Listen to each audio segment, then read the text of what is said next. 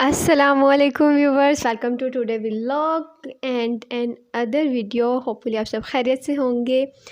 ये था जी हमारा मम्मा के घर पे लास्ट डे, और यहाँ भाई ने, जो मेरा छोटा वाला भाई है, उसने बनाया नाश्ता। बेसिकली बच्चे जो थे वो जा रहे थे स्कूल, और रात में क्या हुआ कि फ़्रिज जो था वो चल ऑन रह गया।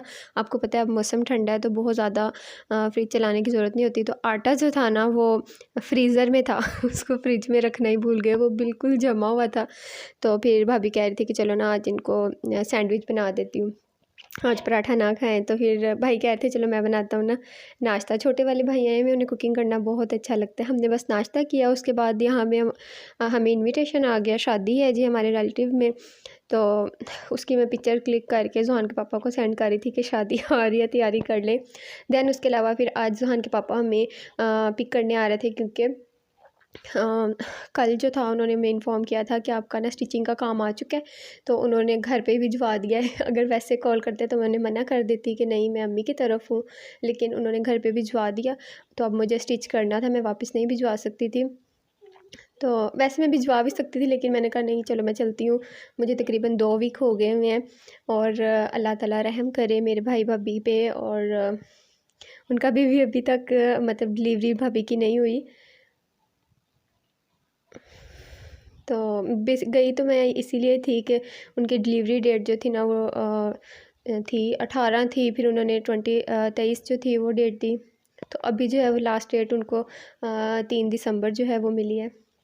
अल्लाह ताला खैर करे, आप भी दुआ करिएगा उनके लिए, अल्लाह ताला उन्हें ज़िंदगी वाली औलाद दे, माँ और बच्चे दोनों की सेहत हो। अच्छा, यहाँ पे मैं जो है ना वो शाम में काम कर रही थी स्टिचिंग का, और फिर जुहान के पापा कह रहे थे कि ना कॉफ़ी बना लो। तो आज वो कॉफ़ी लेके आए, तो मैंने बता रही थी कि आपने आइंदा से नेस्कैफ़े की जो कॉफ़ी है ना ये नहीं लेके आनी, ये इसराइली प्रोडक्ट है और हमें इसको बायकॉट करना है। कह रहे थे कि अच्छा मुझे नहीं मुझे आइडिया नहीं था, चलो नेक्स्ट टाइम जो है ना वो मैं कोशिश करूँगा कि कोई और जो है ना ब्रांड या कुछ भी मतलब उसकी कॉफ़ी ले आऊँ। ख़ैर हम लोग बहुत ज़्यादा कॉफ़ी नहीं पीते, कभी कभार होता है, स्पेशली सर्दियों में, क्योंकि सर्दियों में आपको पता है इंसान कितना लेज़ी हुआ होता है, बिस्तर से निकलने को दिल नहीं करता। तो फिर इससे ये होता है कि आप जो है वो एक्टिव महसूस करते हो, आप अपना काम जो है वो अच्छे से कर सकते हो। ज़ोहान के पापा भी सारी रात जागते रहते हैं, उनको अपना एडिटिंग वगैरह का काम करना होता है, और मुझे स्टिचिंग का काम करना होता है। दिन में मेरा बेटा बहुत छोटा है, तो उस दिन भर वो बहुत ज़्यादा तंग करता है। यहाँ पे मैंने जो है वो एक सेट जो है वो भी तैयार किया है। इसमें थे 20 फ्रॉक्स, एंड अभी मुझे 18 नंबर तैयार करना है, उसमें भी 20 फ्रॉक्स हैं। काफ़ी टाइम हो गया था, अभी मैं बहुत ज़्यादा थक गई थी। लेकिन आपको मैंने जैसे बताया कि कॉफ़ी का जो है ना, कॉफ़ी आपको बिल्कुल जगा के रखती है। नींद नहीं आ रही थी मुझे, कमर दर्द हो रही थी, थक गई थी मैं, लेकिन मेरी आंखें ऐसे फुल खुली हुई थी। एक दफ़ा भी होता है ना जमाई आना या फिर आंखें बंद होना, वो चीज़ नहीं थी। इस दफ़ा जो था वो इस तरह का डिज़ाइन था, जॉक थी और उसमें फ्रिल थी, और उसके अलावा घेरे थे उस, एंड बैक पे इसकी 2 पट्टियाँ थी जो फ्रंट की तरफ जो है ना वो बंद होंगी, और इस पे 3-3 बटन लगेंगे, और इनर में जो है ना इसकी हाई नेक आएगी। ये है इस वक्त मेरे रूम की हालत। इनफैक्ट रूम नहीं है, मैं सहन में काम करती हूँ, और इस वक्त टाइम हो रहा है 3:30 AM, यानी फ़जर की अज़ान का टाइम होने वाला है कुछ टाइम बाद।